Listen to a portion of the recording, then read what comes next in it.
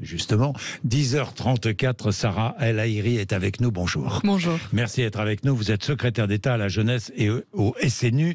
Nous allons tout savoir sur le SNU. C'est parti.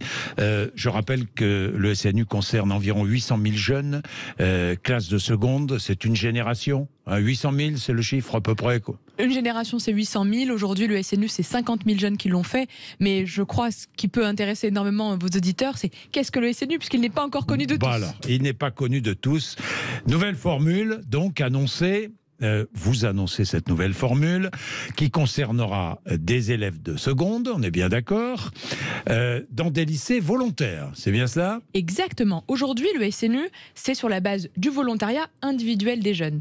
Et cette formule, cette première possibilité continue.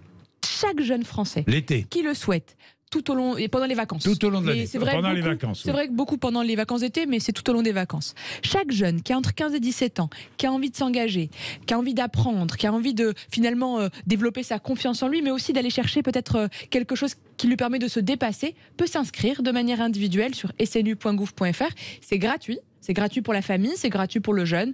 Tout est pris en charge du coup par l'État. Attention, c'est vraiment un investissement massif que nous faisons dans notre jeunesse. Mais pour ça, ça reste un choix et une possibilité individuelle. Maintenant, il y a une nouveauté, puisque le SNU, a été victime de son succès cet été. Plus de 9000 jeunes sont sur liste d'attente sur les séjours de juin et de juillet. Il est un peu plus connu, donc les familles se questionnent, s'intéressent, les jeunes comprennent à quoi il sert. Et puis, d'une autre manière, on entend le témoignage de ceux qui l'ont fait. Et je crois que c'est eux les plus grands ambassadeurs. Face à ça, face à ce joli succès nouveau, eh bien, nous ouvrons l'opportunité pour qu'on puisse le faire de manière collective, dans le cadre de la seconde, puisque c'est l'année où il n'y a pas d'examen, sur la base du volontariat de l'établissement, mais aussi, je précise quand même, des élèves. Si un élève ne souhaite pas le faire parce que ses parents refusent, il pourra en être dispensé et d'aller dans une autre classe pendant la durée du séjour, ce qui est très dommage, très triste, parce que dans le fond, il sera séparé de sa classe.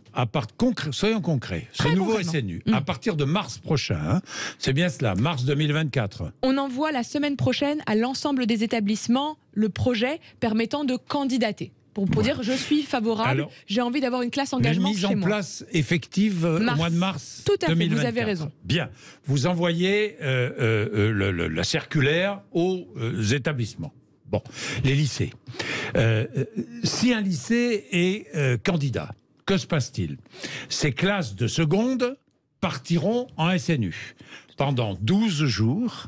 C'est bien cela. Et sur le temps scolaire, on est bien d'accord. Exactement. Les lycées qui sont touchés. Hors vacances. Et les lycées qui sont touchés, c'est qui ? Lycée public, lycée privé. Sans différence. Oui. Lycée agricole, technologique, professionnel, général. Tous les lycées et les CFA. N'oublions pas nos jeunes alternants. Bon. Le lycée postule ou le CFA postule. Il dit voilà, je suis intéressé par ce joli projet. Comme vous savez, parfois on a des classes thématiques, musique, danse, culture. Et bien là, on va leur offrir la possibilité d'avoir des SNU qui sont des classes engagement.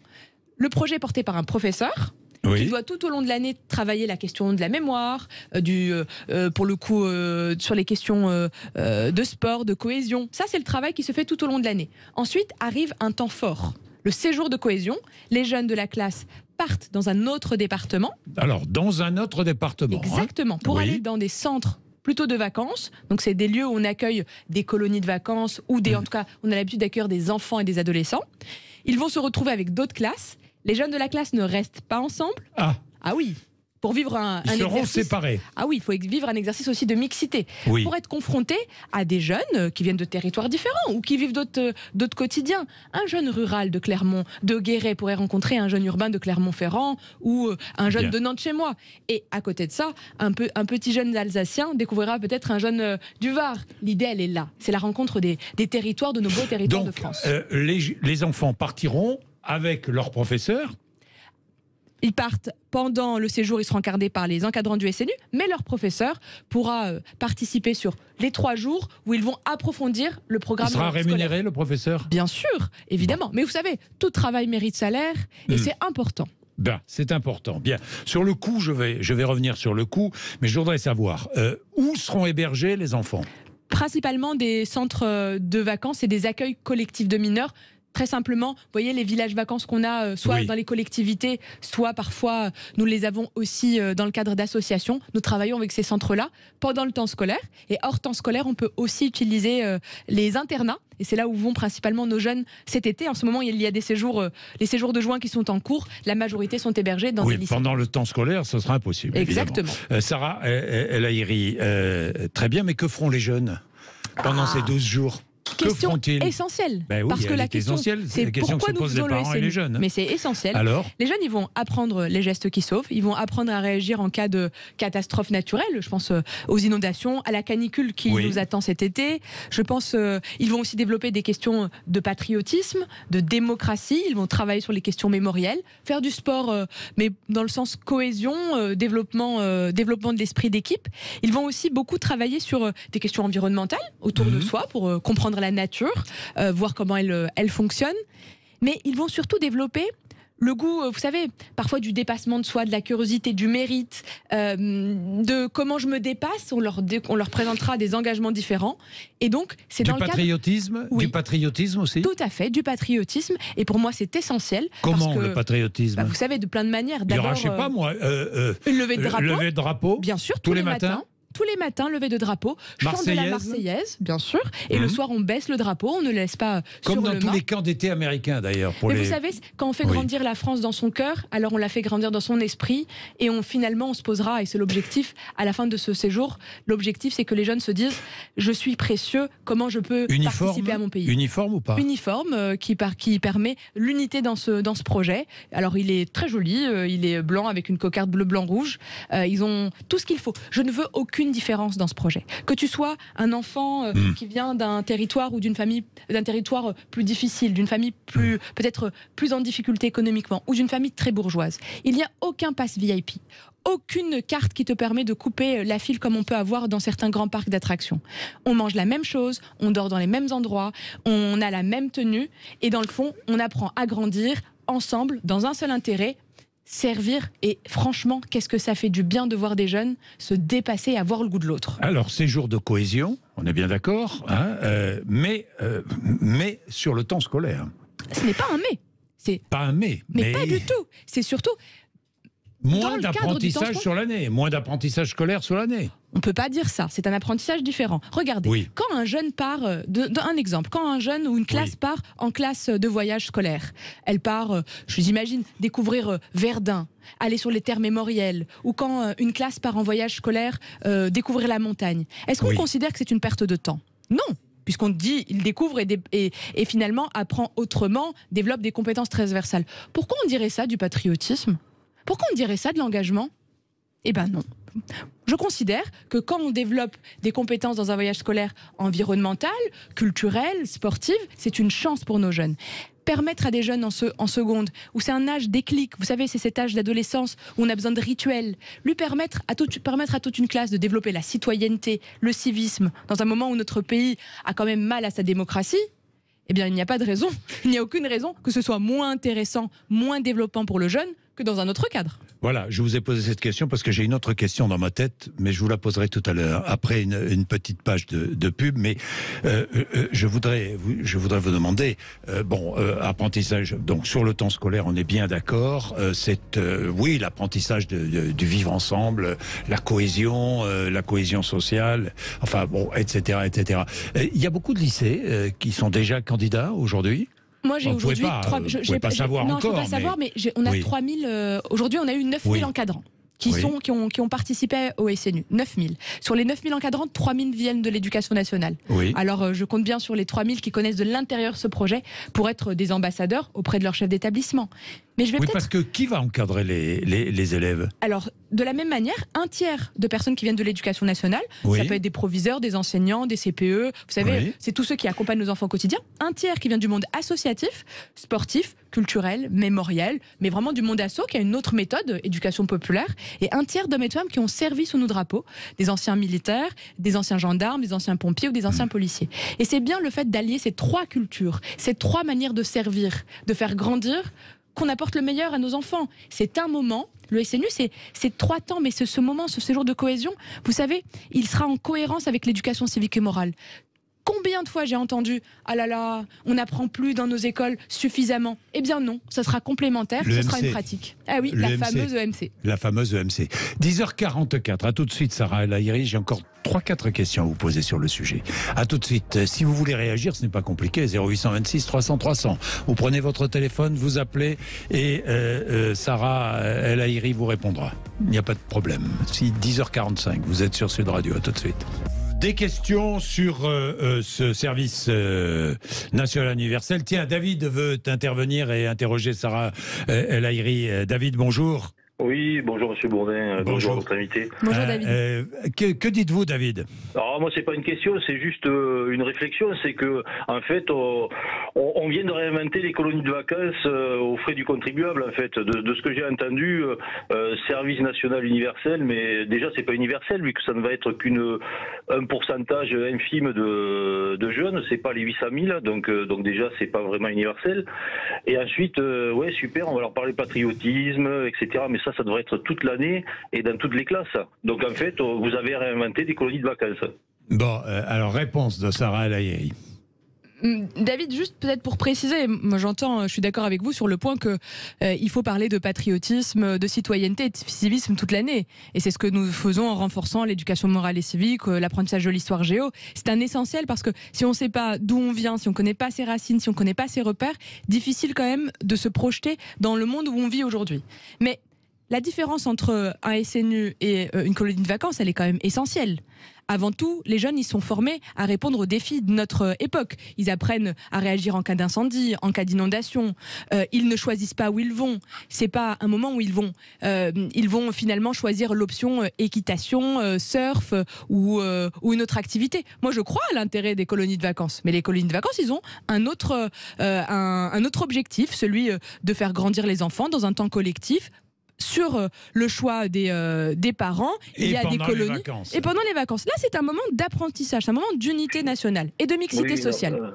Mais comment... Alors, attendez, on ne va pas engager. Vous avez une question sur le financement, je crois, David. Oui, non, parce qu'en fait, oui, alors que ça soit financé, je veux bien, mais là, en fait, qu'on le finance pour les 800 000 et que ça soit quelque chose qui concerne tout le monde, tandis que là, ça va être déjà, alors, les lycées, c'est eux qui vont décider, donc avec un peu de chance, ça va être des lycées entre guillemets privilégiés. Donc la mixité sociale, Pourquoi pourquoi? Parce qu'on imagine bien que dans certains lycées, dans certains secteurs géographiques, ils ont d'autres problématiques que le SNU. On le voit aujourd'hui avec les abayas, on le voit aujourd'hui à Nice avec les non mais David, mais quel rapport entre les abayas, les prières à Nice, que d'ailleurs prières qu'il faut dénoncer.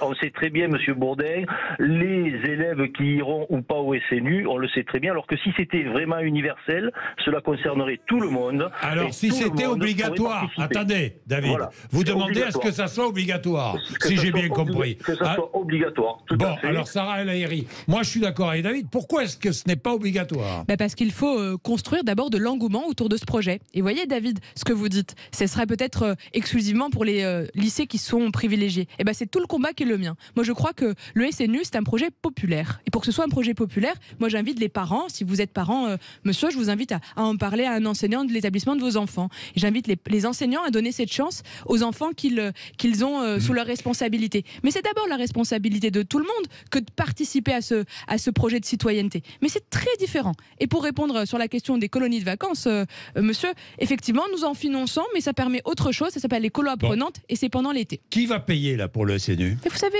monsieur Bourdin, est-ce que ça coûtera 1 centime aux parents? Ça ne coûtera pas 1 centime aux parents et ça ne coûtera pas 1 centime au lycée. Est-ce que les lycées seront aidés financièrement? Les lycées n'auront aucune dépense aucune dépense pour le service national universel. Donc c'est l'État qui va payer. Et pour répondre, mais bien sûr, c'est nous tous. Il n'y a pas d'argent qui n'est magique. Ça n'existe pas. C'est l'argent des Français. Mais est-ce qu'il y a argent plus précieux que celui investi dans nos enfants, de la manière dont on les éduque et dont on les élève? Moi, je ne crois pas. Est-ce que ça donnera des points bonus pour Parcoursup?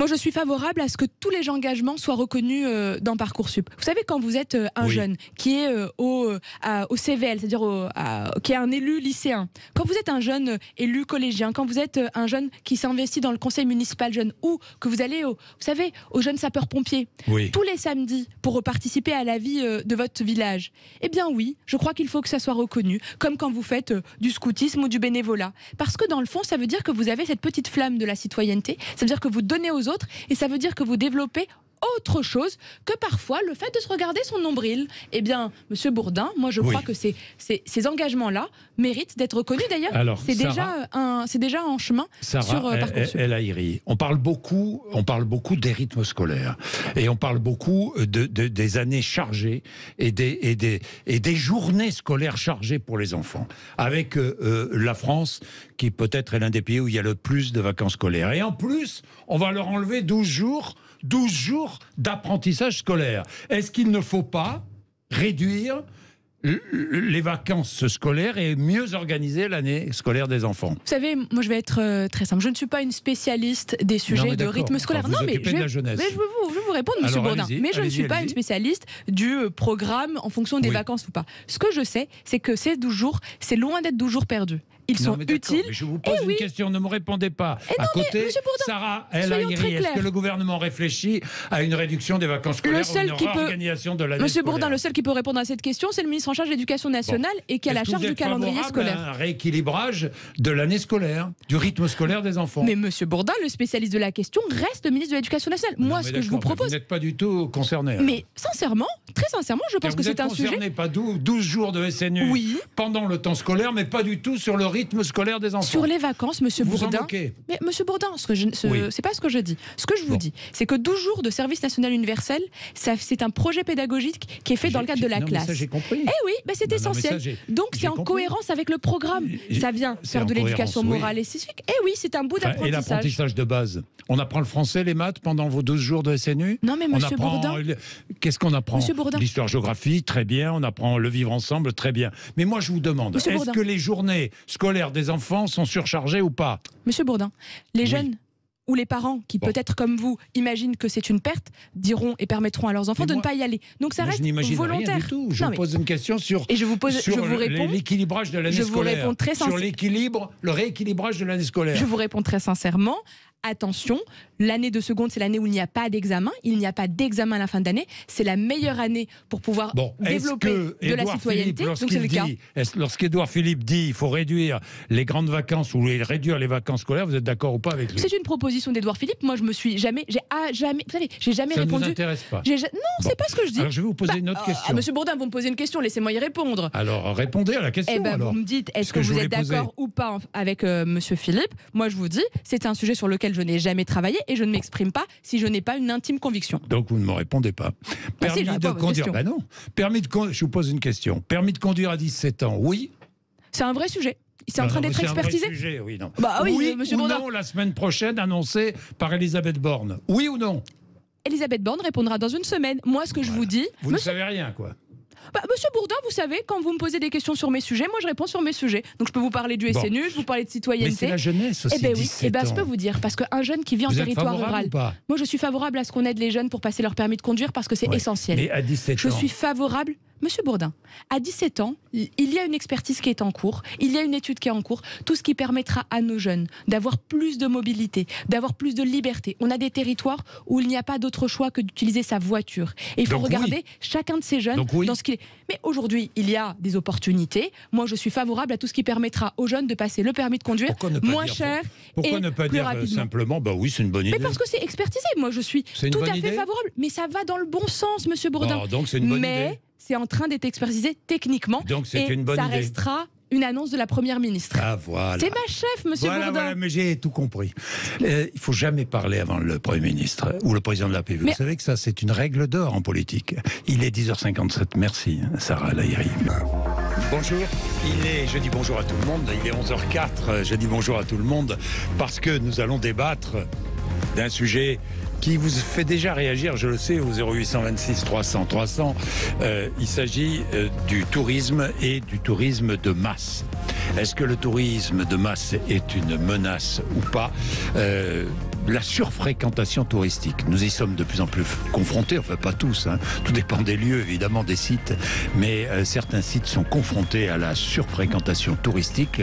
Les touristes, qui soient français ou étrangers, se déplacent de plus en plus nombreux. Il n'y a pas qu'en France d'ailleurs, hein, où cette question est posée, partout dans le monde. Le tourisme de masse est-il une menace? Nous allons en parler avec Christophe Giquel, journaliste spécialisé tourisme, présentateur de La France à découvrir sur Sud Radio tous les dimanches à 17h, hein, c'est ça? C'est ça, exact. Christophe. Stéphane Zeremeta, directeur éditorial des guides Le Petit Futé. Le Petit bonjour. Futé, bonjour. Et puis Lionel Rabier, qui est président des entreprises du voyage Île-de-France, président de Voyages d'Exception. Bonjour. Bonjour. Merci à tous les trois. Nous allons parler tourisme.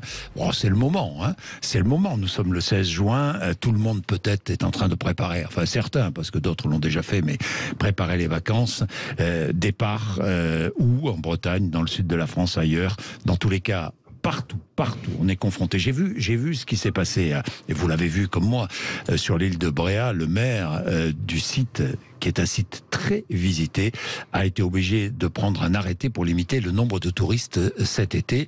Il va passer à, je crois, 4700 personnes par jour, entre 8h30 et 14h30. 6000 l'été dernier, 6000 personnes par jour, ça devenait invraisemblable. Des restaurants bondés, pistes cyclables embouteillées, des landes, le littoral piétiné, la gestion des déchets, évidemment, la gestion des toilettes publiques, enfin bon, etc., etc. Ça devenait insupportable. Il a donc décidé de limiter le nombre de touristes cet été. Il n'est pas le seul. Il n'est pas le seul en France et dans le monde. Nous allons parler de tout cela dans un instant. Alors, question de base que je vous pose à tous les trois. Est-ce que le tourisme de masse est une menace? Je vais commencer avec Christophe Giquel. Alors moi, je pense que oui. C'est une vraie menace pour l'environnement. Et puis, depuis à peu près 2019-2020, il y a un autre phénomène qui s'inscrit, c'est la tourismophobie.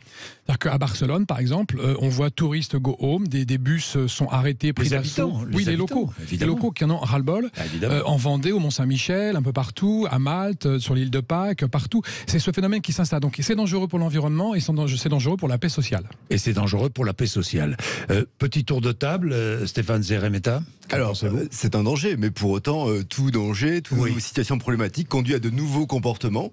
Donc moi, je serais plutôt dire, ben non, ça va bien se passer. Il suffit de réfléchir. Il y a plein de nouveaux horizons à défricher, à découvrir. Donc il y a plein de solutions. Donc c'est un problème, mais c'est un problème transitoire. Alors nous allons faire dans un premier temps. Cette émission va être comme tous les jours, hein, le débat. C'est première partie, on fait le constat.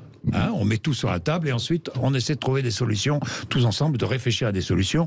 0826 300 300, nous allons avoir des témoignages dans un instant avec deux maires qui seront avec nous, le maire de Hyères et le maire de Saint-Gervais, qui sont confrontés à cette problématique évidemment. Lionel Rabier, qu'en pensez-vous?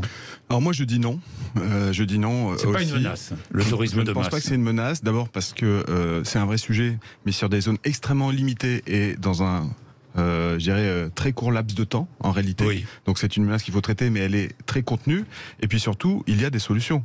Il y a beaucoup de solutions. Non mais attendez, vous dites laps de temps très court, c'est vrai pour certains sites, mais c'est pas vrai pour d'autres. Bien sûr. Venise par exemple, je prends l'exemple de Venise, c'est pas un laps de temps très court.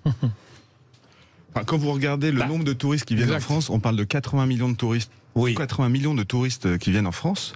Alors certes, les médias vont zoomer sur l'île de Bréhat, et je ne suis pas du tout en train de dire qu'il n'y a pas un sujet sur l'île de Bréhat ou sur d'autres îles, mais in fine, ça reste assez contenu. Et là aussi, je pense qu'on va en discuter, il y a beaucoup de solutions à mettre en œuvre. Celle du maire de Bréhat en est une. Limiter le nombre de personnes, c'est une solution. Eh bien, nous allons faire le constat avec deux maires, encore une fois. Jean-Pierre Girand, bonjour. Bonjour. Bonjour. Vous êtes confronté, vous êtes maire, le maire de Hyères, hein, vous êtes confronté, et de la métropole aussi, hein, je le dis bien, Toulon. Hein. Bien, Jean-Pierre Girand, Porquerolles, vous avez limité le nombre de visiteurs sur Porquerolles. Alors, indirectement, c'est-à-dire que nous avions une délégation de service public à passer avec le transporteur principal pour l'île de Porquerolles, et nous avons limité la possibilité pour lui de déplacer 6000 personnes jour. Donc on a mis une jauge qui a été d'ailleurs parfaitement respectée.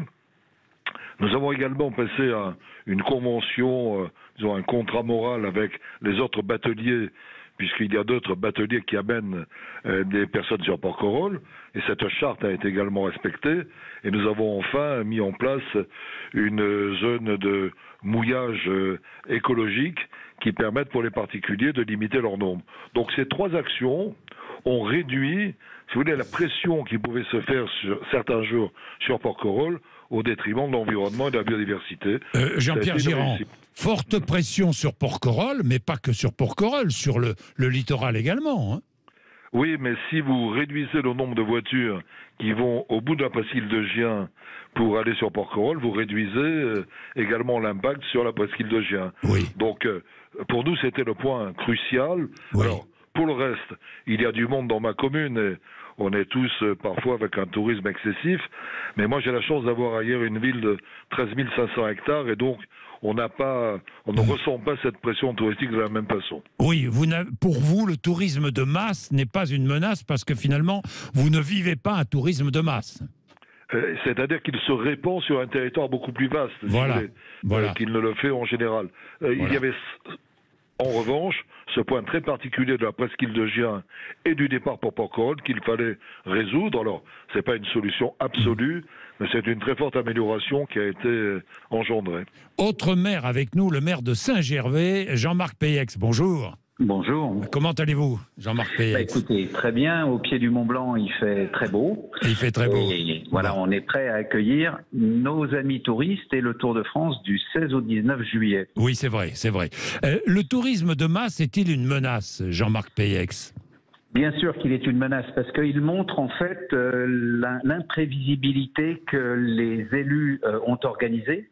Et en fait, le tourisme de masse, il peut ne pas être destructeur, comme vient de le dire mon collègue, quand on a un espace qui est grand, mais il peut être ravageur et destructeur quand on a des espaces ou des pôles d'intérêt qui sont tout petits. Parlez-moi du Mont Blanc, tiens, justement, Jean-Marc Peyex. Eh bien, justement, le Mont Blanc est un bel exemple et grâce au président de la République, on a réussi à faire une régulation qui a ramené la paix au Mont Blanc. Et qu'est-ce qu'on a fait? On a fait des choses qui sont très simples et qui sont basiques. On a limité l'accès à la capacité des refuges à recevoir des alpinistes. Donc, si vous n'avez pas de réservation, vous ne pouvez pas faire le Mont Blanc. Et à partir de ce moment-là, si vous voulez, les choses se passent normalement. Donc, ce sont des choses qui sont simples, mais il faut avoir le courage de prendre ces décisions. Et grâce au président de la République et à la volonté que moi j'ai eue aussi, eh bien, on est arrivé à ramener la paix avec des outils qui sont tous très simples. Oui, Jean-Marc Peyex, parce que non seulement il y avait le tourisme de masse, avec ses conséquences écologiques, environnementales, mais en plus la sécurité. Parce que certains partaient grimper et partaient sur le Mont Blanc presque en tongs. Hein. Exactement. Donc, on a eu effectivement un certain nombre d'hurluberlus qui ont défrayé les chroniques. Et donc, qu'est-ce qu'on doit faire? C'est une règle ne suffit pas si elle n'est pas contrôlée. Donc, il y a la présence des gendarmes du peloton de gendarmerie de haute montagne de la Haute-Savoie. Et puis, il y a une brigade que la commune a créée, une brigade blanche, et qui contrôle, qui informe et qui fait de la pédagogie. Et donc tout se passe très bien, mais il faut effectivement qu'il y ait des contrôles. Il faut qu'il y ait des contrôles. Et là je m'adresse aux deux maires, que vous êtes tous les deux, Jean-Pierre Girand et Jean-Marc Peyex, mais qui paie? Qui paie? C'est l'État ou ce sont les collectivités? Alors pour les gendarmes, c'est l'État, mais pour moi, la Brigade Blanche, ce n'est que la commune de Saint-Gervais, même si le Mont Blanc, l'ascension du Mont Blanc se fait depuis d'autres communes, comme Chamonix, comme bien d'autres communes autour, eh bien, ce ne sont que les contribuables de la commune de Saint-Gervais qui payent. Oui, Jean-Pierre Girand, qui paie? Contribuables qui paient à la fin, mais nous avons la chance d'avoir le parc national de Porquerolles sur l'île de Porquerolles, et ce sont les gardes monitaires du parc national qui font régner, disons, la sécurité et l'ordre. Est-ce que vous voyez une évolution dans le comportement des touristes depuis quelques années? Oui, enfin, elle est positive nous concernant, parce qu'on a étendu le périmètre du parc national de Porquerolles, et quand il y a une précaution particulière qui est prise pour un paysage, eh bien, en général, les gens sont plus respectueux de ce qu'on peut observer. Ils sont plus respectueux lorsque tout est bien précisé. Hein, c'est ce que vous voulez dire. Jean-Marc Payet, je vous pose la même question. Ils sont respectueux quand ils savent qu'il y a une règle et qu'elle est contrôlée. Mais si vous n'avez pas de règle ou si vous ne la faites pas contrôler, eh bien, la nature a horreur de ce type, la nature humaine a horreur de ce type de choses et ils font n'importe quoi. Il faut comprendre aujourd'hui que les touristes ne sont plus des gens qui reviennent chaque année sur le même site. Il y a beaucoup de zappeurs. Et que ces gens-là, ils s'en fichent un peu de savoir l'image qu'ils vont laisser d'eux-mêmes, puisqu'ils reviendront jamais, et que le regard des autres ne les concerne pas. Donc, il faut être derrière les gens. Le comportement aujourd'hui des touristes a changé.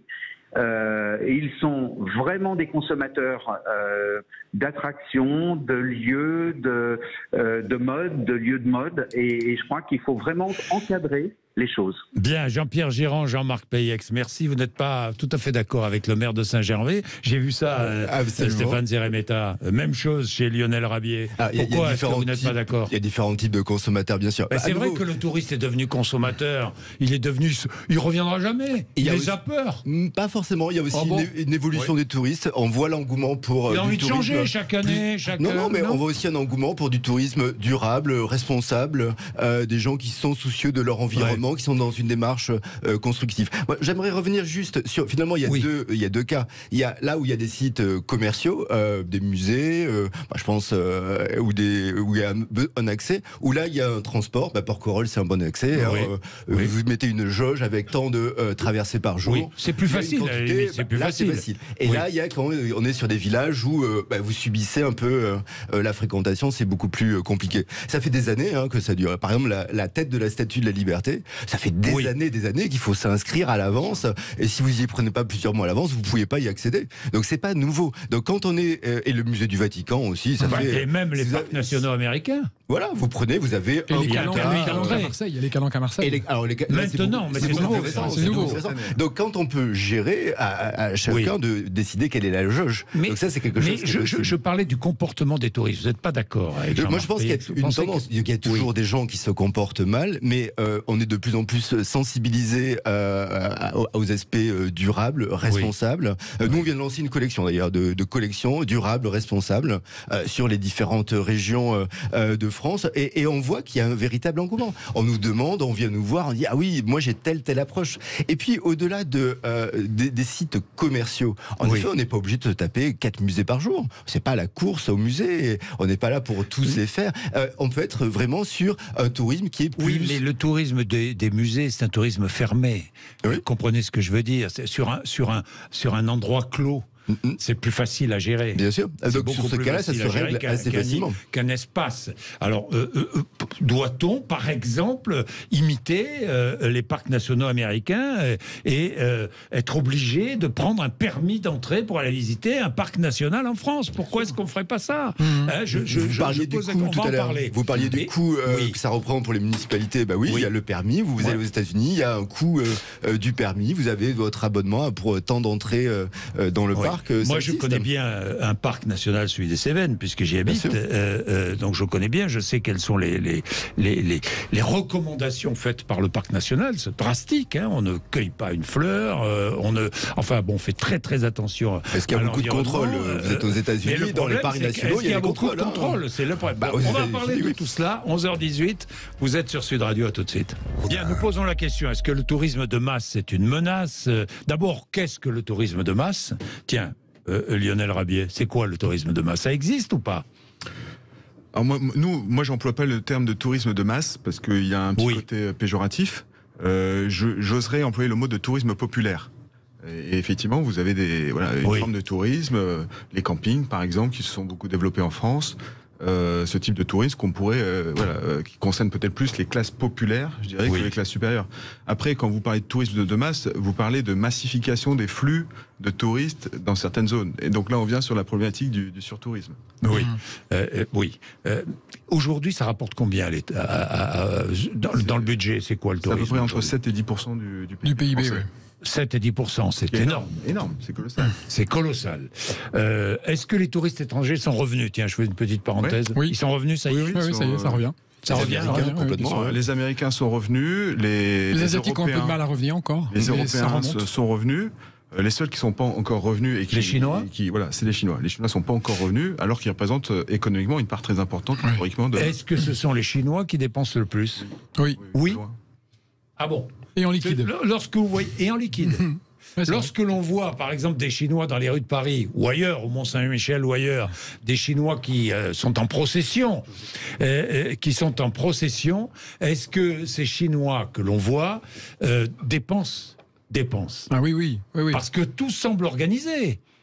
L'hôtel, ils passent, le voyage, Chinois, mais ils dépensent. Ils font des tours shopping. Voilà, les Chinois voyagent quasiment exclusivement via des tours opérateurs chinois, donc en groupe.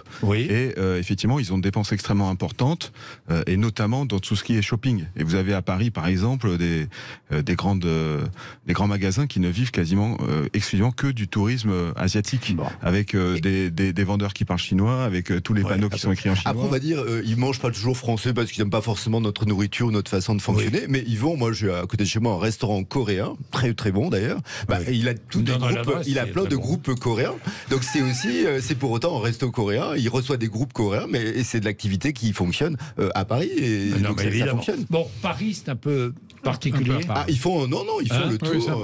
C'est un peu à part Paris. C'est vrai. Non mais c'est surtout ce que quand on parle de tourisme de masse, on parle des capacités de charge des lieux touristiques qui sont dans le rouge en fait, parce que 80% des touristes se concentrent sur 20% du territoire. En fait, les chiffres sont là. Donc il y a une concentration de gens et un panurgisme des touristes qui sont toujours dans le même. Mais qui est fautif de ce panurgisme? Les communications, des grands offices de tourisme qui sont toujours dans le même but. Voilà. Après, il y a des opérations de démarketing. Tous les professionnels, pardon, je vais vous mettre en cause, tous les professionnels du tourisme sont responsables du panurgisme. C'est un peu vrai, mais pourtant, moi, je prêchais pour ma paroisse. C'est vraiment.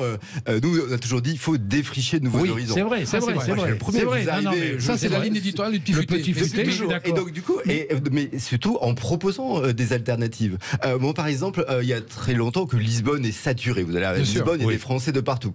Intéressez-vous à Porto, qui est une ville très importante aussi. Et puis, lorsqu'il y aura trop de personnes sur Porto, ça va se déporter sur un nouveau territoire. Donc, c'est vrai que si on est sur la volonté toujours d'aller sur les mêmes destinations, parce qu'on manque d'idées. On manque d'idées pour aller sur d'autres destinations. Oui, mais par exemple, Sarlat l'été, c'est on peut plus marcher dans les rues. Sûr. Mais je me mets à la place le tourisme de masse est une menace, peut-être pour les habitants. Je me mets à la place des habitants de Sarlat. Et en plus, ça fait monter les locations de Airbnb, donc les gens ne peuvent plus louer dans leur propre ville. Carcassonne, c'est le problème. Biarritz, c'est le problème. C'est vraiment des vrais problèmes d'immobilier en plus. Toute la côte basque, et la côte d'Azur, et enfin bon, etc. Il y a 1000 exemples. Le Mont-Saint-Michel, n'en parlons même pas.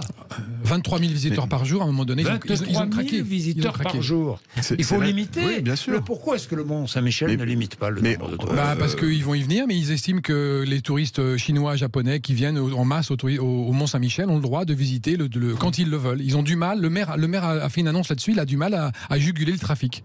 Parce qu'il faudrait mettre des tourniquets comme à Venise pour empêcher d'aller sur la place Saint-Marc. On ne sait pas. Il y a des solutions. À Venise, ils ont trouvé une astuce, puisque si vous venez uniquement pour la journée à Venise, vous payez une surtaxe. C'est ça, oui. Donc il faut dormir à Venise pour ne pas payer cette surtaxe. Et il y a des tourniquets qui se bloquent, qui empêchent les gens, à un moment donné, quand l'afflux est trop grand, les rues sont bloquées, on ne peut plus passer. Oui, mais il faut dire. Mise en place de tourniquets. Oui. La question qui est posée aussi, c'est quel touriste fait-on venir en France ? Et dès lors qu'on a une politique pour aller faire venir des touristes qui viennent de très loin... Mais est-ce qu'on a une politique ? Oui, bien sûr. Est-ce qu'on a une politique ? Est-ce qu'en France, on a choisi de faire venir tous les touristes, ou est-ce qu'on a choisi une justement, forme c'est une politique de tourisme ? C'est une politique qui doit évoluer. Avant, on était dans une volonté un peu quantitative de faire venir 80 millions. Un ancien ministre du Tourisme, juste avant le Covid, a fixé la barre des 100 millions. Ce que je veux dire, c'est que quand vous faites venir des touristes qui viennent de très loin, vous ne pouvez pas leur dire n'allez pas à la Tour Eiffel parce qu'il y a trop de monde, n'allez pas au Mont-Saint-Michel. Ils viennent une fois dans leur vie en France, peut-être une ou deux fois, et donc ils veulent aller voir. Et c'est pour ça que je pense que d'un point de vue communication, on devrait plutôt faire venir des touristes qui viennent de plus près de chez nous. Bon, il y a aussi en plus des considérations écologiques derrière, parce que les Belges, les Néerlandais, etc., c'est vrai que eux, c'est plus facile de leur dire allez visiter la basilique de Saint-Denis ou allez plutôt dans les Cévennes où il y a un peu moins de touristes que sur la Côte d'Azur. Mais venez chez nous, venez chez nous. Et vous voyez, il y a aussi une politique globale à mener. En masse, oui, puis il y a des phénomènes qu'on ne maîtrise pas, d'engouement sur les réseaux sociaux. Par exemple, quand Lupin a cartonné avec sa série, tout le monde s'est rué sur Etretat.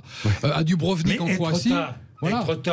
J'ai vu qu'il y avait des associations qui s'étaient constituées pour essayer de limiter. Porto Vecchio, Marseille, partout, il y a des associations qui luttent contre l'afflux des touristes. On estime à 20% la tourismophobie aujourd'hui dans certaines communautés. 20%. Alors qu'avant c'était à 10%, 8%. Mais ça va aller en s'amplifiant. Je pense que ça va partir. Moi, ce qui me rassure, c'est que vous avez interviewé 2 maires et les 2 vous ont dit qu'ils avaient trouvé des solutions. Donc à un moment, c'est un choix politique. Bon, on va en parler des solutions. Il est 11h28. Merci d'être avec nous tous les 3. À tout de suite. Si vous voulez vous mêler à la conversation, ce n'est pas compliqué. 0826 300 300.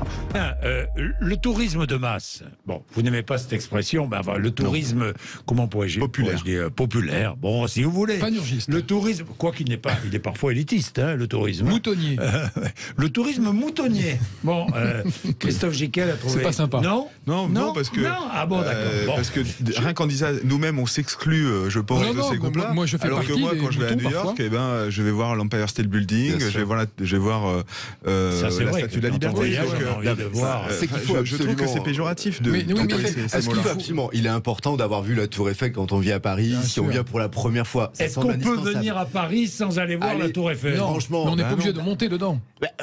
Quand c'est la première fois, et c'est vrai que souvent les Parisiens n'y vont pas, et quand on a des amis qui viennent de l'étranger, on y va, on se dit finalement j'avais oublié que c'était aussi génial. Donc c'est vrai que l'expérience une fois c'est bien. Ce qui est embêtant c'est la répétition. Et s'il y a répétition, c'est souvent un tout petit peu parce qu'on ne sait pas où aller, parce qu'on n'a pas d'idée, parce que les territoires ne communiquent pas assez sur cela. Donc mais il y a plein de nouveaux territoires. À Paris où on se rouait sur Notre-Dame alors que la basilique Saint-Denis est pas loin, qui est sublime, somptueuse et personne n'y va. Donc là il y a un défaut de. Il faut faire un pas de côté. Il y a un défaut, mais il y a un défaut de communication par rapport à ça.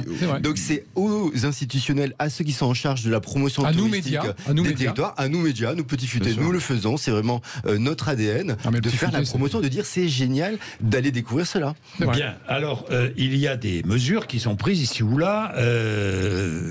Vous disiez, avant de parler des mesures, vous disiez qu'en Ile-de-France, Disneyland c'est le premier site touristique, le plus visité. Louvre. De Versailles, Louvre, Tour Eiffel. Absolument. C'est les 4. Ce sont les 4. Et en province En province, c'est Carcassonne, c'est le Zoo de la Beauval, c'est le Futuroscope. C'est magnifique d'ailleurs. Mont-Saint-Michel. Le Mont-Saint-Michel, évidemment. Mont-Saint-Michel, Zoo de Beauval, puis du Fou. Et voilà. Voilà, c'est ça. Et puis tout le reste. Et alors là vraiment, on s'y précipite. Mais oui, on s'y précipite et donc on fait la queue et on fait la queue et résultat les plages de Vendée sont surbookées, il n'y a plus une serviette pour mettre la sienne. Enfin c'est une catastrophe. On connaît ça depuis des années. J'ai vu, je sais plus sur quel site, j'ai vu où on dresse une amende si le touriste se promène torse nu ou si l'on consomme de la nourriture devant les monuments historiques. C'est où ça? Barcelone. C'est à Barcelone. Barcelone ou une ville d'Italie. Une ville d'Italie, c'est possible. C'est peut-être Dubrovnik parce qu'ils viennent d'interdire par exemple les touristes à se balader avec la valise qui roule. Mais derrière, il y a une démarche qui est intelligente parce qu'ils veulent mettre en place tout un système où en fait les touristes à l'aéroport, les bagages sont pris en charge, amenés directement à leur hôtel, et ce qui effectivement va dans le bon sens. Oui, mais bon, va dans le bon sens. Mais plus on va aller, j'ai vu que l'aérien allait se développer d'une manière incroyable dans les années qui viennent. Ça dépend. Si des taxes écologiques sont mises en place et qu'on paye le vrai coût de l'avion, ça ne se développe pas. Apparemment, il y a des projets. Le nombre d'avions va se multiplier. C'est ce que prévoient tous les grands de l'aéronautique. Non, vous ne croyez pas, vous? Avec des avions peut-être plus petits qui seront moins. Je pense que c'est un sujet très compliqué. Je pense que l'aérien va continuer à se développer. C'est sûr, mais je pense aussi que le prix de l'aérien va augmenter. Et d'ailleurs, rien qu'en ce moment, si vous voulez voyager en Europe, c'est très très cher. Et je pense que c'est plus cher que pour aller aux États-Unis. Bien sûr, mais je pense, c'est vrai. Les États-Unis ont beaucoup augmenté. Il y a une inflation. C'est vrai, les vols pour les États-Unis sont parmi les moins chers aujourd'hui. Et ça, c'est une tendance qui va continuer. Et sous l'effet des taxes, il y aura quand même de plus en plus de touristes. La mobilité est de plus en plus grande. Oui, mais ne serait-ce que les touristes franco-français, enfin, les touristes français qui visitent la France. Le problème du tourisme, c'est vraiment le fait que les gens, ils vont tous au même moment. C'est ça. Il faut désaisonnaliser le tourisme. Il faut désaisonnaliser. Mais comment? Déjà pas. Par exemple. Mais les vacances scolaires sont toujours les mêmes. Les vacances scolaires sont toujours les mêmes. Il y a plein de gens qui sont pas soumis aux vacances scolaires. Ça peut changer. Retraités, par exemple. On a travaillé notamment avec les institutionnels corses sur la mise en place de nouveaux guides pour mettre en avant des événements qui ont lieu hors saison. Parce qu'ils disent, nous, en saison, on est débordés. On ne veut pas un touriste de plus. Par contre, octobre, novembre, il faut trouver. Donc, on crée des événements. Comment faire? Création d'événements. Des fêtes, des festivals. Et sur lesquels on communique. Et en communiquant là-dessus, on se dit, tiens, je vais y aller hors saison à cette période. On peut bouger les vacances scolaires. Alors qu'on n'y aurait pas pensé. On peut bouger les vacances scolaires. Oh là là, si vous bougez. Il faut qu'il y ait une volonté les politique. Professionnels du tourisme, en Allemagne, vous avez 15-20 landers avec 15-20 dates de vacances différentes. Il n'empêche que, par exemple, je vais prendre un autre exemple, Lascaux, ils ont été obligés de fermer. Oui. Ils ont été obligés de fermer en 1963. Pourquoi? Parce que les touristes bousillaient le... Pardon, mais... Oui, mais la duplication donc, avec... Donc, est-ce qu'on ne va pas un jour être obligé de fermer certains sites, même carrément Ou de les réguler, comme sur l'île de Pâques, on ne peut plus approcher les Moai sans avoir payé maintenant.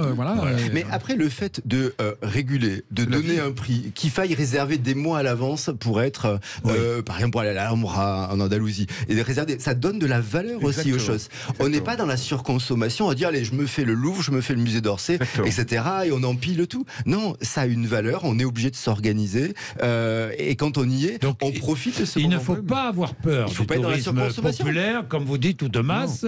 Il faut simplement l'organiser. Et ça redonne de la valeur aux choses. Lascaux est un bon exemple, parce qu'à côté de Lascaux, il y a Lascaux 2, ils ont construit Lascaux 2, Lascaux 3, qui aujourd'hui sont des imitations. Certes, mais avec des centaines de milliers d'habitants. C'est vrai, j'ai vu. C'est un vrai succès touristique. C'est un vrai succès touristique. C'est vrai. J'ai pas le sentiment que les gens sont frustrés quand ils vont visiter Lascaux 2 ou Lascaux 3. Mais on a la grotte de Chauvet aussi en Ardèche. Mais évidemment qu'il faut partout on doit réguler la préservation des systèmes et modifier le comportement des gens. Je crois que c'est à Florence ou à Milan, je crois que les perches à selfie sont interdits. Voilà, parce que les perches à selfie. Ah bon? Parce que les gens, ils ont un mètre de perche au bout duquel ils mettent leur téléphone et ils se filment comme ça, donc ils se tournent, ils font mal à quelqu'un. Enfin, c'est un bordel. Les évolutions technologiques sur les téléphones fait que notre bras suffit maintenant. Les perches. Mais les food trucks sont interdits, les perches à selfie. Cela dit, ça disparaît un peu, les perches à selfie. Moi, je suis complètement d'accord avec ce que vous avez dit, c'est-à-dire que finalement, toute cette régulation redonne de la valeur au tourisme. Les gens se rendent compte que aller visiter les calanques de Cassis ou Porquerolles, c'est quelque chose de précieux qui a de la valeur. Voilà. On va se réserver à l'avance, on va s'organiser, on va se dire ça devient exceptionnel. Avant, ça aurait été mal. Au lieu d'être, je pense que c'est une évolution positive. Normal, ça devient exceptionnel. Et le fait de jauge, donc c'est pas la sélection par l'argent, parce que c'est vrai qu'après tout, il suffit de mettre les places très chères, ça éliminerait également. Mais le fait de faire des jauges et que ceux qui s'organisent peuvent tout simplement bénéficier de l'accès, ça c'est intéressant. Et il y a les offices de tourisme qui lancent des opérations de démarketing, c'est-à-dire qu'ils apprennent aux gens à ne plus suivre comme tout le monde. Mais par exemple, le Mont-Saint-Michel, il l'invite à le regarder depuis Cancale, parce que Cancale, on a une vue sublime sur le Mont-Saint-Michel. Donc il faut faire le pas de côté et pas aller sur le Mont-Saint-Michel. Allez-y, c'est magnifique Cancale. Non, mais c'est vrai. Bon, on est en train de faire le tour de France. Et après, c'est aussi du monde. Moi, j'adore ça. Ce qui est important, c'est aussi la recréation de nouvelles expériences touristiques. Alors certes, c'est intéressant d'aller sur le Mont-Saint-Michel, mais on va chez le petit producteur. Alors justement, est-ce que le touriste, dans le comportement, parce que ce qui m'intéresse, c'est le comportement finalement du touriste. Qui a changé? Voilà. Et le comportement a changé. Est-ce qu'aujourd'hui, comme avant, le touriste va sur les gros sites, ou est-ce qu'il recherche autre chose, autre tourisme? Si vous étouffez, il y a trop spontanément, vous allez avoir plus de calme. Mais si on vous propose à côté d'aller chez l'ostériculteur, une expérience, il vous explique, je cultive comme ça, marée haute, marée basse, ça augmente, on peut déguster à la fin, vous êtes en famille, c'est une expérience absolument géniale. Et là, vous n'y aurez pas pensé, c'est pas saturé touristiquement, on a des possibilités infinies en France par rapport à ça, et c'est vrai que vous irez quand même au Mont-Saint-Michel. Tiens, j'ai une petite parenthèse pour vous, Stéphane, mais alors personnel, Zeremeta, vous n'êtes pas parent d'un joueur de football? Ah si, que vous connaissiez, mon oncle, absolument. Votre oncle, Zeremeta, qui est... Vous avez beaucoup de points communs, tous les deux, les Cévennes, le football. Qui a bien longtemps été un très bon joueur de football. Non, mais années 70. Oui, à peu près. Bien longtemps, vous avez raison. Années 70, bien sûr, Zeremeta, qui était il jouait milieu de terrain, je crois. Me semble-t-il. Bon, c'est votre oncle, mais vous voyez, bon, parenthèse refermée. Il est 11h40 et il est midi moins 20. On se retrouve dans un instant.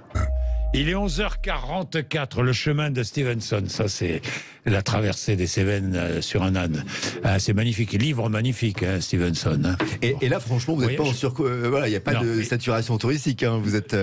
Si on parlait des Cévennes, il n'y a pas de saturation touristique, sauf ça commence l'été. Le chemin de Stevenson, ça commence à être fréquenté. On ne va pas s'en plaindre.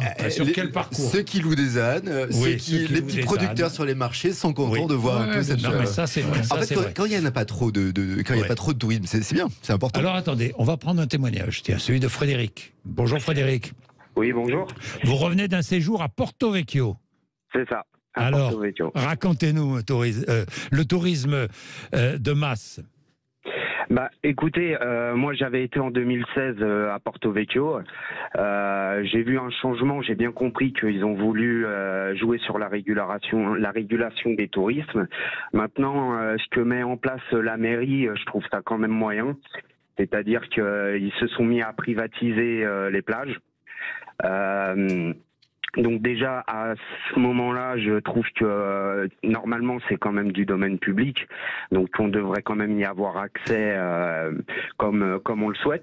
Et ils veulent moins de touristes, mais en plus de privatiser les plages, ils les déforestent pour créer des campings. Donc c'est aussi un peu une incitation, enfin je sais pas. C'est-à-dire que vous pensez que la municipalité de Porto Vecchio fait tout pour attirer un maximum de touristes, remarquez. Alors je pense qu'ils mettent des choses, de plus en plus de choses en place pour pouvoir accueillir le nombre de touristes qui doivent venir de plus en plus au fur et à mesure des années. Mais vous regrettez, quoi. Vous voyez un changement et vous regrettez, quoi. Ouais. Ouais, je vois un changement. Ça existe souvent, ce rêve. Je comprends ça, Frédéric, parce qu'on a tous eu cette réaction-là, à un moment donné ou à un autre. Retourner sur un site qu'on a connu, dont on a un souvenir idyllique, et puis on y retourne 10 ans après, on se dit merde. La politique a changé. Par exemple, étant du Gard, le fameux pont du Gard. Quand ils ont fait l'évolution complètement, qu'ils ont restauré, ils ont recréé l'espace complètement, tout le monde a protesté, mais avant on y allait, on roulait sur le pont, on pouvait se garer n'importe où. On roulait sur le pont. On saccageait la garrigue.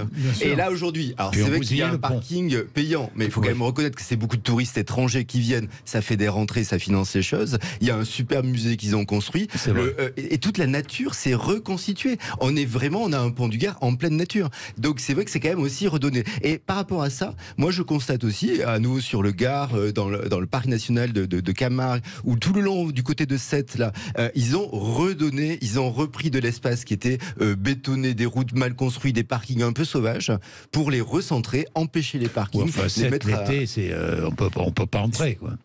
Oui, non, mais si vous prenez 3 heures de queue. Vous prenez tout le littoral à côté, ils ont quand même réaménagé complètement cette partie littorale. Avant, c'était sauvage, on abîmait la nature. Aujourd'hui, il y a quelques parkings, c'est modéré, c'est quand même beaucoup plus organisé, donc ça peut s'organiser. Bon, ça peut s'organiser, oui. C'est ce que font beaucoup, comme vous le dites, beaucoup de collectivités locales. J'ai vu des zones en Camargue à réduire les parkings, et donc d'année en année, ce parking se réduit. Sauf que celui qui habite, il peut plus se garer, est obligé d'aller au parking, parce que lui, il a perdu tout son pays, quoi. Oui, absolument. Et ce contre quoi luttent les communes et les habitants. Il peut plus se loger. C'est les détritus. Touristes, les détritus, c'est horrible. Airbnb, il faut réguler, non? Il faut taxer. Est-ce qu'il faut surtaxer Airbnb? Oui, moi je pense. Oui. Barcelone l'a fait, c'est 30 000 € l'amende. Combien? 30 000 €. Ah oui. 30 000 € l'amende, c'est cash, ça a été décidé. Dire qu'il y a quelqu'un loue un Airbnb qui n'est pas dans les clous, qui l'a pas déclaré, il paye 30 000. Donc ça dissuade. Vous êtes d'accord tous les trois? Oui, ça tape un peu fort. Il y a déjà une régulation à Paris. À Paris, bien sûr. Airbnb, vous n'avez pas le droit de louer votre bien. L'amende est chère aussi. Les contrôles, les contrôles. C'est toujours le problème en France, c'est qu'il n'y a pas de contrôle. Je pense plus globalement, on voit bien qu'aujourd'hui, il y a une prise de conscience. Avant, effectivement, le tourisme, c'était, on faisait venir tout le monde, il y avait vraiment cet objectif de chiffre. Aujourd'hui, on voit que c'est très important d'avoir une démarche qualitative. Il y a des villes qui prennent des mesures, il y a des quotas qui sont mis en place. Voilà, c'est un processus. Et je pense qu'aujourd'hui, la direction, elle est engagée. Un petit point sur Airbnb. Certes, mais il y a des endroits où quand même, vous logez à Paris, trouver un hôtel, c'est quand même très compliqué. Et il y a des gens qui sont contents de l'expérience. C'est très cher, mais au-delà du prix, il y a des gens qui sont contents de l'expérience Airbnb. Quand vous avez un appartement, vous avez 2 chambres, et que vous louez une deuxième chambre, que vous recevez, on adore cette propre expérience. Mais quand les Parisiens constatent que 20 000 logements sont réservés au Airbnb, alors ça pourrait être des logements de location pour eux, c'est quand même lorsque un nous problème. allons sur certaines destinations touristiques et que nous avons la chance de partager le quotidien d'une personne qui vous reçoit, parfois c'est dans une ferme. Non, mais personne ne rejoint. Mais Airbnb, c'est beaucoup ça aussi. Il y a les deux aspects en fait. Le principe d'Airbnb, mais comme toute chose, il faut une régulation. Comme toujours, parce que toute innovation, et Airbnb, c'est une grande innovation. Et c'est le local qui trinque, c'est le Parisien qui trinque. Par exemple, il y a beaucoup d'agritourisme en Italie. Moi, j'ai eu la chance de faire le tour d'Italie, de Sicile, en agritourisme. Dans cette ferme, il y a des places, il y a quelques chambres. Oui, ça n'a pas d'impact sur la population locale. C'est un peu la surlocation d'Airbnb, ça gaffe tout le monde à Paris, à Biarritz, partout en France. Ce que vous dénoncez, ce sont les excès. C'est pas forcément le Airbnb en soi. Et qu'on va payer au moment des Jeux Olympiques en plus. Alors justement, parlons-en des Jeux Olympiques. Combien de touristes attendus? 16 millions. 16 millions de touristes attendus. De touristes sur quelle période? Sur 3 semaines. 3 semaines, ça va être une 16 millions en Ile-de-France, à Paris, sur l'année prochaine, au mois d'août. C'est ça. Non, mais 16 millions sur 3 semaines. On imagine. Ça va être une gigantesque fête. Surtout si le métro marche, fonctionne. La question, c'est plus les transports. Ça va être une gigantesque fête. Et les bus, le métro. Pardonnez-moi l'expression, bordel. C'est les transports en commun, quand vous voyez qu'il y a des lignes qui sont arrêtées pendant 1h30 de la chaleur. Mais ces touristes-là vont circuler, vont pas rester qu'à Paris. Ils vont circuler dans toute la France. C'est une chance pour la France. Les trains vont être bondés, les avions. Mais est-ce qu'on va savoir gérer ça? Rendez-vous dans un an. Est-ce que d'ailleurs, est-ce qu'en France on gère bien les touristes? Alors, par rapport à d'autres pays d'Europe ou par rapport à d'autres pays du monde? Ce qu'on pourrait regretter par rapport à la communication autour des Jeux Olympiques, c'est que on profite finalement de cet événement pour mettre en lumière les sites qui sont déjà très demandés aujourd'hui. C'est-à-dire qu'ils vont aller où? Ils vont aller voir la Tour Eiffel, voir le Mont Saint-Michel. Ça aurait pu être l'occasion finalement de mettre en lumière d'autres lieux que charge à ces autres lieux d'être présents. Vous aussi les professionnels de le faire. Nous le faisons. Vous êtes président des entreprises du Voyage Île-de-France, président de Voyage d'Exception. Est-ce que Voyage d'Exception, vous mettez en avant d'autres sites que les sites cités classiques, que les sites classiques? L'entreprise que je dirige, nous, on est plutôt spécialisé dans les croisières long courrier. Donc la France n'est pas gamme. Mais est-ce que les voyagistes, pas de terrain de jeu. Mais est-ce que les voyagistes le font ou pas? Bien sûr. Vous savez, c'est facile, c'est plus facile de vendre le Mont Saint-Michel et la Tour Eiffel que d'aller chercher un site un peu original. Souvent, ce que je dis, les gens passer un week-end à Venise, vous n'avez pas besoin d'une agence de voyage pour aller passer un week-end à Venise. Vous allez sur Internet, prenez justement, les agences de voyage, elles sont là justement pour dire à leurs clients, n'allez pas à Venise, allez plutôt. C'est raté, 30 millions de visiteurs. À Vérone, allez ici, allez là. Enfin, justement, en tant qu'expert du tourisme, notre valeur ajoutée, c'est de dire aux clients, à nos voyageurs, de vivre d'autres expériences. Moi, je suis quand même d'accord. Allez à Vérone, allez à Bergame. Sauf que le voyageur, il va vous demander d'aller à Venise. Il y a beaucoup de monde aussi. Mais sauf que le touriste va vous demander d'aller à Venise. Oui, absolument. Pas forcément. Si vous avez su lui montrer, lui donner envie. Aujourd'hui, le développement, alors ce développement a été vraiment, on va dire, nourri, notamment par l'essor des vols low cost, etc., qui permettent de n'importe quelle ville de France, on peut relier Venise, c'est formidable, mais objectivement, c'est pas les agences de voyage qui ont nourri ce tourisme-là. Les gens, ils vont sur Internet, ils achètent leur billet d'avion, puis hop. Et parfois, ils arrivent d'ailleurs en ville sans avoir pris leur hôtel. Et le problème, c'est aussi l'éducation aux touristes, au comportement dans sa ville de visite. Parce que le problème que tout le monde a à gérer dans les communes, c'est les déchets. C'est extraordinaire. Les communes, c'est j'ai envie d'embrayer sur un autre point. Le touriste est sale, faut le dire. Par rapport à ce que le touriste est sale. On devrait apprendre. Plus sale que le Français qui habite. Le touriste français déjà est sale. Beaucoup plus sale que le touriste japonais. Bah oui, quand même. Ou le touriste américain. Le touriste allemand, le touriste néerlandais n'est pas très sale. Le touriste néerlandais n'est pas sale. Non. Par rapport aux touristes plutôt, on va dire. Et le touriste français est sale. Le touriste français est sale, bien sûr. Qui est le plus sale? Les Chinois. Qui est le touriste? Moi, j'ai envie de dire, c'est le touriste français. Non. Lequel alors? Moi, par exemple, moi, je suis spécialiste des croisières. Alors, c'est très intéressant. Oui, vous, c'est le haut de gamme. C'est le reflet de la croisière. Après, il y a des pays. Non, mais attendez, je parle pas de mes croisières, mais j'ai aussi beaucoup travaillé avec des compagnies comme Costa et Messé, et ils accueillent des gens de tous les pays. Et alors, facilement comparer. Quel est le touriste le plus sale? Voilà. Et globalement, alors c'est pas forcément sale, mais par exemple le rapport à la nourriture et tout. On va dire, plus vous descendez dans l'Europe du Sud, moins le rapport est respectueux. Après, les pays latins sont sales. Voilà, les pays latins, les Chinois aussi sont. Après, c'est une culture qui est différente. Il y a un problème de culture différente. Par exemple, si on prend le territoire indien, il n'y a pas la notion, ils n'ont pas des poubelles de partout, etc. Donc, ils n'ont pas forcément de réflexe. Voilà, c'est comme ça, c'est culturel. Quand on n'a jamais été éduqué à mettre le papier dans la poubelle, ça ne vient pas spontanément. Donc voilà. Un mot pour conclure, mais je pense que finalement, on doit apprendre aux gens à être touristes dès l'école. Et au fond, voyager, ça s'apprend. C'est vrai. Voyager responsable. Alors, il y a le surtourisme, il y a aussi la préservation des écosystèmes, le rapport. Et finalement, je trouve qu'on ne profite pas suffisamment de cette période d'éducation qu'est l'école, où on organise des voyages scolaires pour éduquer apprendre à voyager autrement. Leur expliquer aussi les impacts. Parce que nous, on est très conscients aussi des impacts écologiques, le climat, etc. Et finalement, l'école est peut-être ce lieu où on devrait... Et à bien se comporter. Voilà. Et à bien se comporter.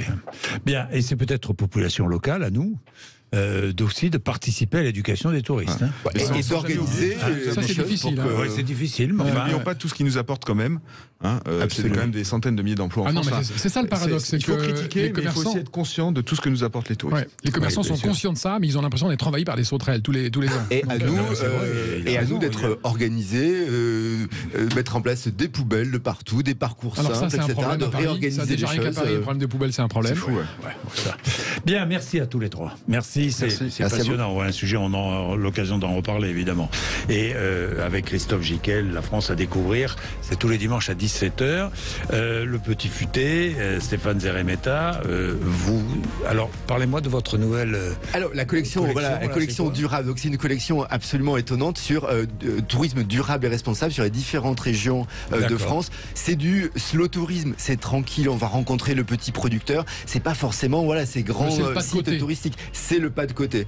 Et c'est une narration assez sympathique à lire et qui vraiment permet d'avoir de nouvelles idées pour être sur ces endroits non saturés. Et je note qu'il n'y a rien sur les Cévennes, je suis extrêmement déçu. Ah, mais ça va venir. Il y a le chemin de Stevenson.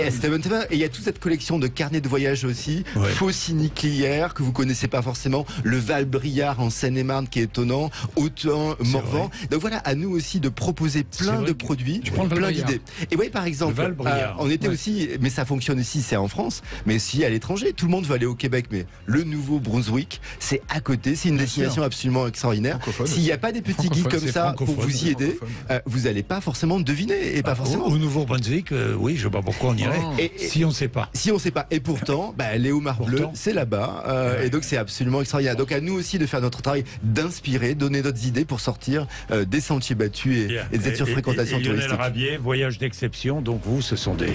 Nous, on est de luxe. Non, exception, pas forcément. On organise des croisières sur des petits bateaux avec des conférenciers. Avec des conférenciers. Toujours avec des conférenciers, donc sur l'histoire, sur la nature, sur la musique. J'ai des journalistes parfois. C'est vrai. Eh ben, merci beaucoup. Merci. 11h57. Merci à tous les trois d'être venus nous voir ici sur l'antenne de Sud Radio. Il est 12h14. Nous recevons Madame Leila Abdoulaïeva, qui est ambassadrice d'Azerbaïdjan en France. Madame, bonjour. Bonjour. Merci d'être avec nous. Roger, avant de parler de l'Azerbaïdjan et de l'Arménie, je voudrais quand même parler du conflit entre l'Ukraine et la Russie. Est-ce qu'en Ukraine, l'agresseur est la Russie ? Notre position était claire. L'Azerbaïdjan soutient l'intégrité territoriale de l'Ukraine. Donc, c'est clair. Pour vous, la Russie doit retirer ses troupes. Position est claire. Intégrité territoriale, c'est notre ligne rouge. Donc la Russie doit retirer ses troupes d'Ukraine. Si on parle de l'intégrité territoriale d'un pays, des droits souverains d'un pays, bien sûr qu'il n'y a aucune place pour les forces extérieures d'être dans l'intégrité territoriale de notre pays. Parce qu'on a souffert nous-mêmes, l'Azerbaïdjan, de l'occupation militaire de l'Arménie. On a souffert, premier jour de notre indépendance qu'on a regagné après la chute de l'URSS, on se confronterait avec l'occupation militaire de l'Arménie. 30 ans, cette occupation a duré, continué. 1 million de personnes azerbaïdjanaises sont devenues personnes déplacées et réfugiées. Et on a mis fin à cette occupation à la fin de la guerre de 2020, guerre de libération. Voilà, la guerre de 2020. Alors, je vais y venir. Donc, pour vous, c'est clair, la position du gouvernement d'Azerbaïdjan. Est-ce que, je ne sais pas moi, est-ce que vous pourriez jouer un rôle dans une éventuelle trêve ou d'éventuelles négociations de paix entre Ukrainiens et Russes? Bien sûr, nous avons des relations de coopération avec 2 pays, avec la Russie, avec l'Ukraine, et c'est-à-dire ces 2 pays très proches en Azerbaïdjan. Oui. Et on a même continué aujourd'hui l'aide humanitaire en Ukraine. L'Azerbaïdjan est un des premiers pays à envoyer l'aide humanitaire en Ukraine. Vous n'envoyez pas d'armes? Pas d'armes. C'est aide humanitaire, strictement. Strictement humanitaire. Et bien sûr, l'Azerbaïdjan est intéressé que la guerre finisse le plus tôt possible, et nous faisons tout ce que nous devons pour qu'il n'y aura pas de guerre. D'ailleurs, quelles conséquences pour votre pays, cette guerre? Beaucoup de conséquences économiques, parce que la Russie, c'est un pays voisine du Nord. Oui. Il y a des liens commerciaux avec les 2 pays, avec l'Ukraine, avec la Russie. Ce sont 2 pays où on a une grande diaspora azerbaïdjanais, dans tous les 2, dans la Russie, dans l'Ukraine. Bien sûr, les autres influences aussi de la guerre. La guerre, c'est la destruction. Je dis parce qu'on a souffert 2 fois. On avait la guerre dans notre territoire souverain. Et voilà pourquoi on n'est pas intéressé dans les guerres. Alors, je précise que l'Azerbaïdjan, pour ceux qui ne sauraient pas, est dans le Caucase Sud, avec une frontière, ou plusieurs frontières. Frontière avec l'Iran. Oui. Au sud. Au sud. Oui. Frontière avec le Daghestan, donc... la Russie, au nord. La Russie, voilà. Au nord. Oui. Ah non, mais c'est important. Avec la Géorgie et frontière... Alors là, évidemment, avec l'Arménie. Oui. Alors, vous disputez un territoire qui s'appelle le Haut-Karabakh, qui est un territoire de, j'ai regardé, 3170 km², c'est-à-dire un peu plus grand qu'un département français. Tout d'abord, c'est pas territoire disputé, c'est territoire Karabakh qui fait partie intégrante du territoire azerbaïdjanais. C'est-à-dire, on parle toujours du sol souverain de l'Azerbaïdjan. Et c'est ça, la communauté... est azerbaïdjanais. Pour vous, il n'y a pas de doute. Pour le moment, ce que vous disiez, au Karabakh, ça n'existe pas. Au Karabakh était région, oblast autonome dans la période soviétique. Oui. Après qu'on a regagné notre indépendance, la partie Karabakh et les territoires autour ont été occupés par les forces armées arméniennes. Et à la fin de 2020, Azerbaïdjan a libéré ces territoires occupés. Et aujourd'hui, on a Karabakh comme une région azerbaïdjanaise. Donc c'est un territoire azerbaïdjanais. Tout à fait. C'est un sol souverain azerbaïdjanais où on a... Ce n'est pas ce que disent certains Arméniens, hein, vous le savez. Et notamment les Arméniens qui habitent, notamment les Arméniens qui habitent au Karabakh, dans ce territoire. Ce n'est pas que disent les Arméniens ou bien les Azerbaïdjanais même. Ce qui est important, ce qui dit le droit international. C'est-à-dire, pour droit international, c'est le territoire souverain de l'Azerbaïdjan où des autres nationalités peuvent aussi habiter, comme les Arméniens, parce que l'Azerbaïdjan, c'est un pays multiconfessionnel, multiethnique, multiculturel.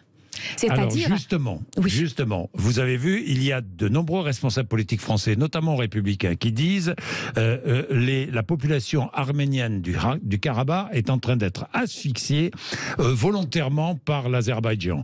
Pénurie alimentaire, pénurie de médicaments, crise énergétique.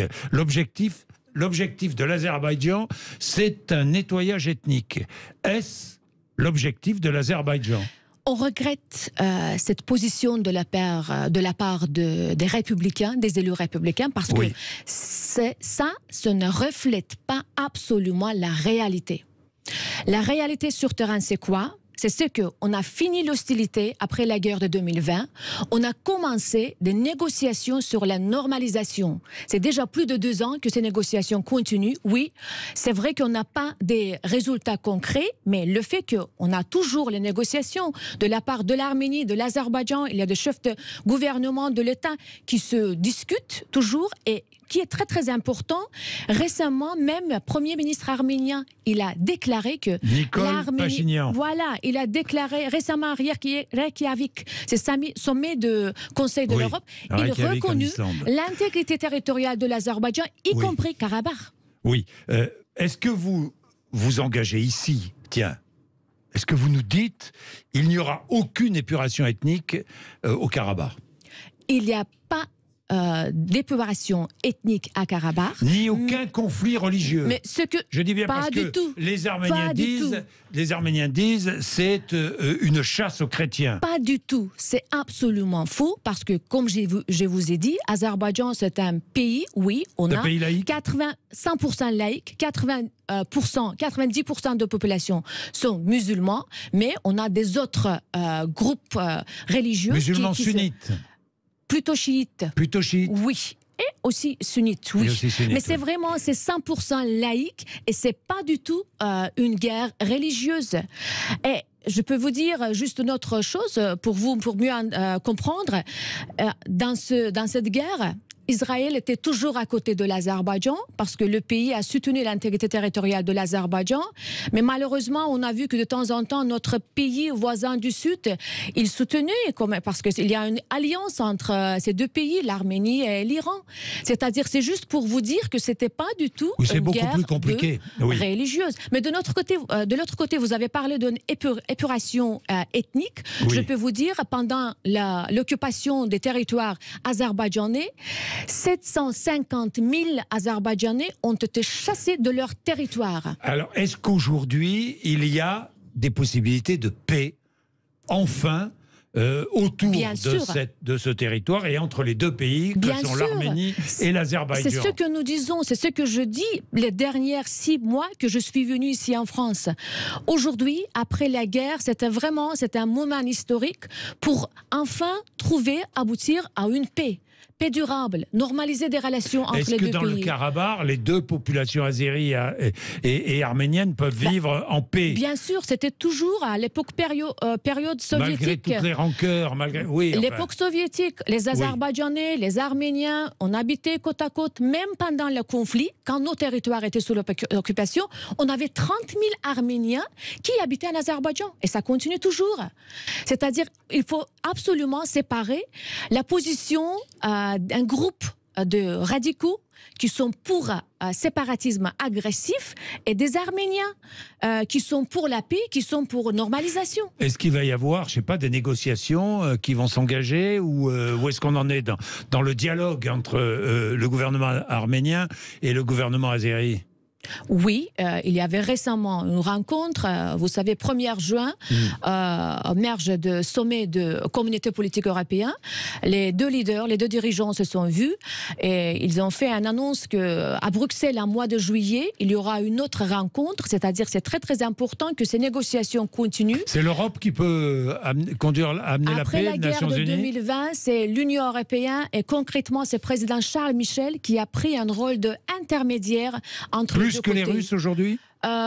Plutôt, il y a des rencontres à Bruxelles, à Washington, à Moscou, même récemment ici, c'était en Chisinau, mais plutôt c'est un format de Bruxelles, Moldavie, mais c'est format de Bruxelles qui continue aujourd'hui.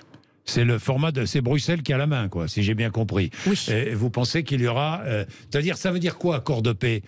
Plus aucun soldat dans cette région L'accord de paix, c'est tout d'abord respect réciproque à l'intégrité territoriale l'un à l'autre.